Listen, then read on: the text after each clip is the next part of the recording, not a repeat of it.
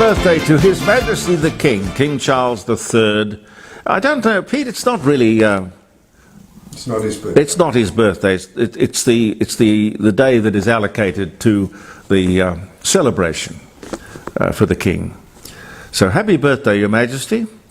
I'm Jeremy Cordeaux. Peter Clayton's behind the camera. The Court of Public Opinion is in session. We do hope you had a nice weekend. June 12, some birthdays and then some observations, some stuff. June 12, 1902, Australian Parliament agrees to Commonwealth Franchise Act, which basically meant women were allowed to vote.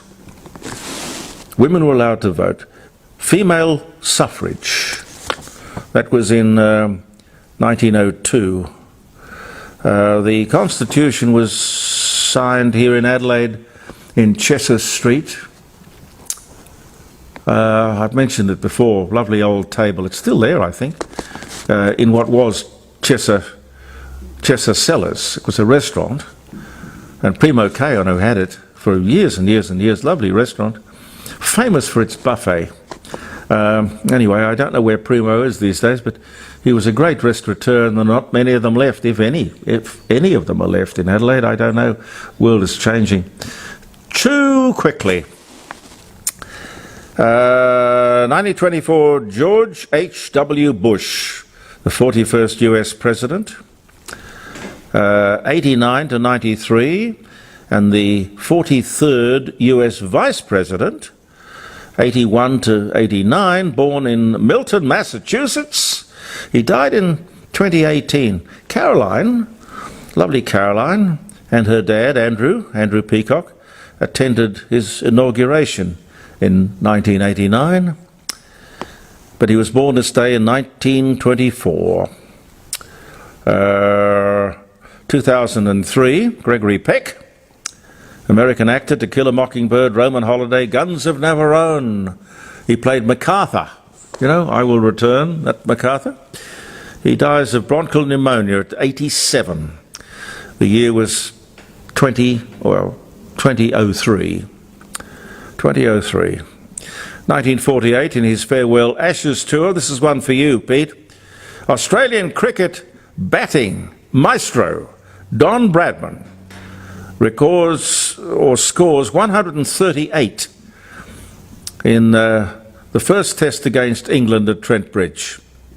1948. Harry Houdini frees himself from a straitjacket while suspended upside down 40 feet above the ground in New York City in 1923. He could have made that a lot more interesting by doing it over a big tub of chocolate at the M&M factory. yeah. I'm being mischievous. Jim Nabors, American comedian, actor, Gomer Pyle, US MC, and singer. He had a great voice too, a very good singer. Gomer Pyle, or Jim Nabors, was born in Indiana. He died in 2017, but born 1930.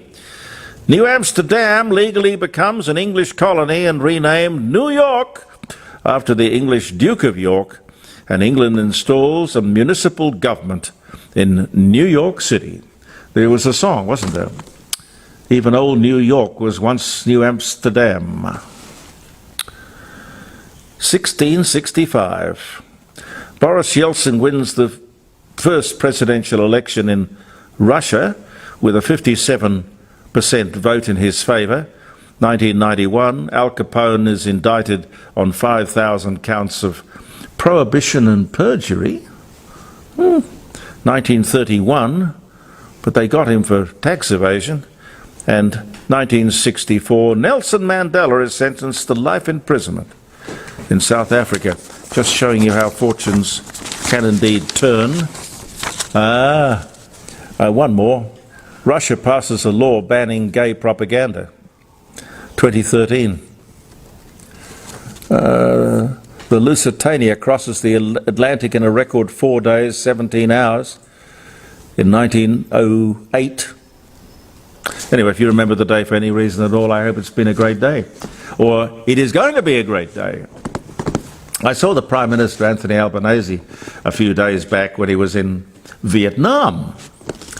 When I say I saw him the television reports of his visit. I couldn't believe when I heard that he had given $100 million to help them combat climate change. What? What are you going to do with $100 million that is going to change the climate, which inextricably, inevitably changes all the time? Slowly moving to what we do not know, but it's changing and you can't stop it with money. But I suspect that the North Vietnamese are not interested in climate change. They're interested in prosperity, cheap electricity, employment and productivity, like all good communists. Oh dear, what are we going to do with Albo? We've got this same job, same pay thing going on at the moment, which I think, and I've always thought, I can't remember, I used to talk about this back at 2GB when I was a kid. It's been going on and on and on forever. Why would anyone think it reasonable to pay women less than men to do the same job? Never should have been allowed, but it continued and continued, and now we're doing something about it. Terrific. Same job, same pay seems reasonable to me. But maybe a better way of doing it would be to say, regardless of sex or age, it is simply experience and effort and ingenuity you are paying for, and the boss gets to judge. Same job, same pay. That's fine. I understand that it may be that one person comes along and he's got 60 years of experience and the other person has 6 months experience. That has got to be taken into consideration. Surely. I mean, that's reasonable. What are they stuffing around for? Because the employers all have banded together and they've put together a multi-million-dollar advertising campaign to challenge what is being said, to point out the bleeding obvious.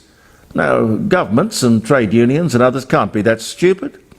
And listen, I was listening to Bill Shorten the other day. Bill Shorten was confronted with the news of twin pricing deals. Twin pricing deals with the NDIS. He's the minister for the NDIS. You know, you know what that is, don't you? That's where there's one price for you and me. Then we have, as we have previously discussed in the Court of Public Opinion, if it's the NDIS or the government involved, there is a much greater price. Because, well, it's the government that's paying. No one's really paying. Well, it isn't, of course, the government, it's us. We are paying. We're all paying. But I loved Bill Shorten's comment. And it was, we have known about this for some time.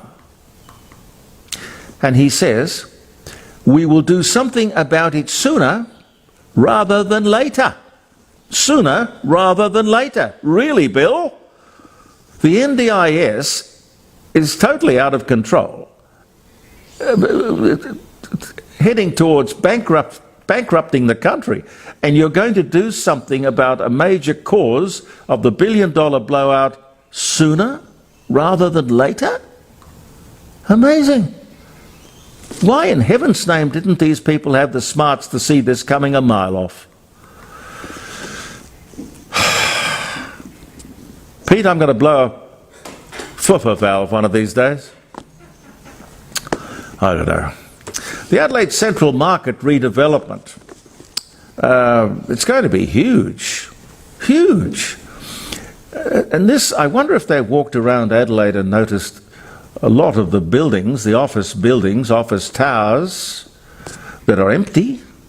Anyway, more office space coming our way. But what they're going to include is child care facilities. I pricked my ears up when I heard that. This is so people can come to work and drop their children off. I'm sorry.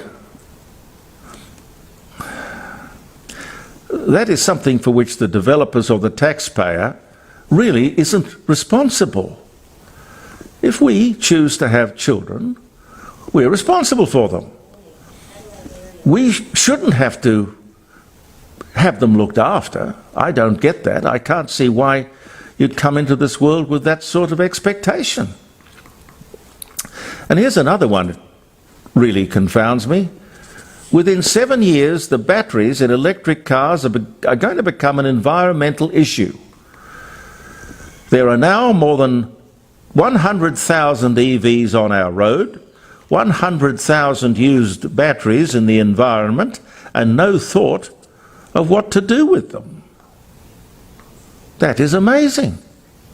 But it's nowhere in the media because it doesn't fit the narrative, does it? Chinese cameras from around defence installations and Parliament House will be removed by the end of the month, they tell me. But how is it that it is only now that we've decided that this is a problem?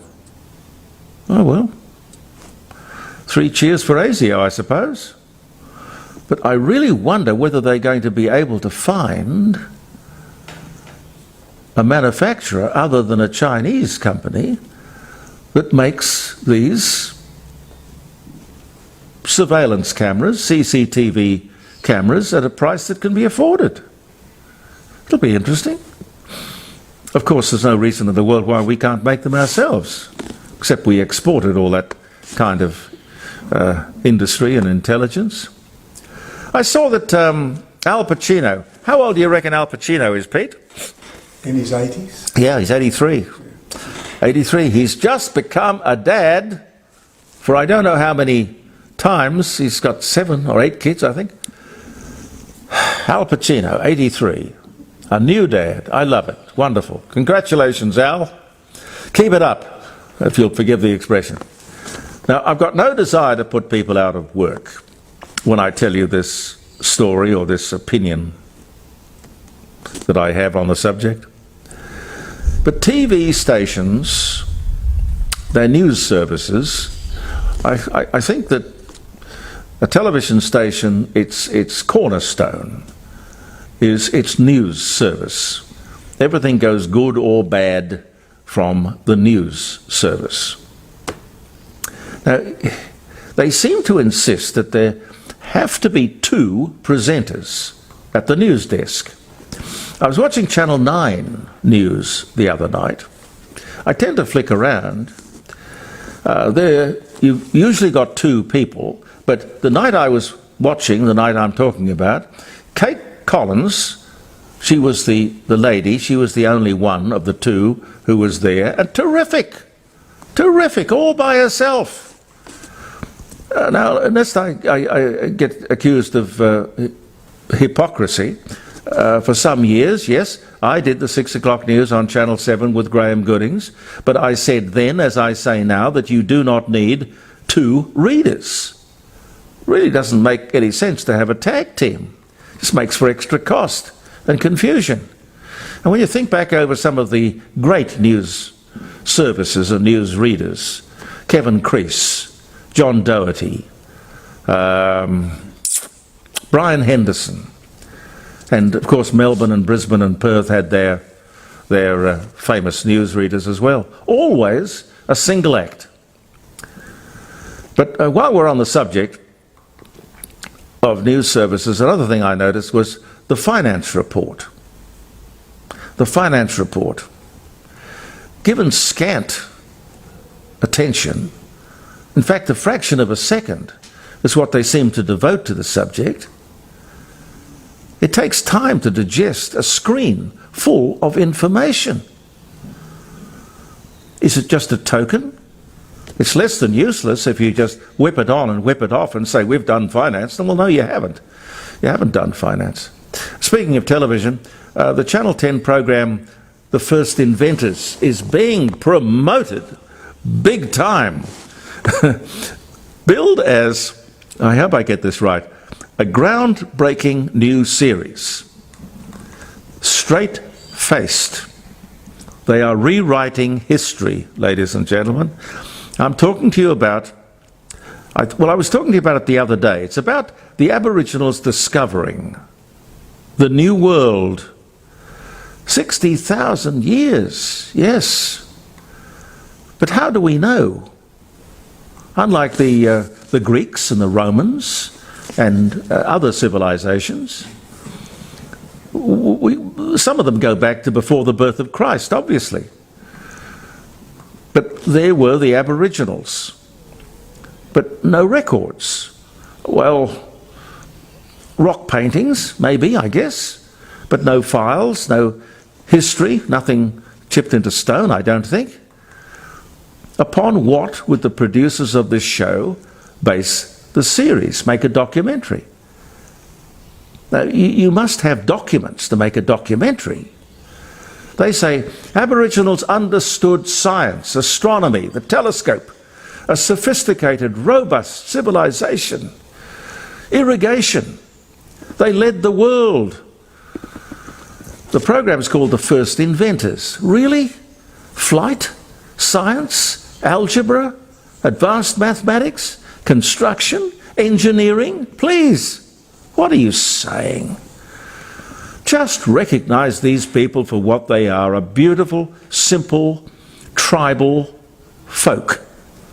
Beautiful, simple, tribal folk, for whom clan, country, and family are all important. No written language, no money, no science, folk medicine, and a lot of mystical stuff, which I don't understand, but I respect. But the real story,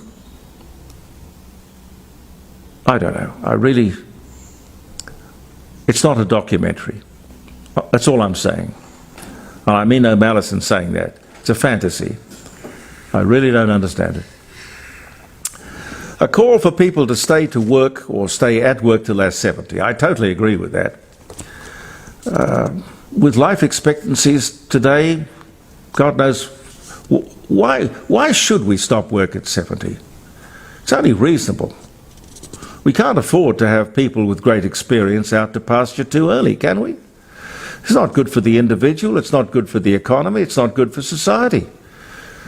And if we don't do it, of course, we've just got to get rid of the ageism, which is one of the prejudices that people don't talk a lot about. One out of left field, which I might leave you with, hoodies. Hoodies. You hear all sorts of things in the court of public opinion. But it's a funny one, this. Every police pin-up, line-up, police search, Crime Stoppers story seems to involve somebody wearing a black hoodie. Maybe we would really be smart to get ahead of the curve and make sure that anyone who buys from any store a black hoodie has to give some ID, or maybe they should come up with a little tracking device.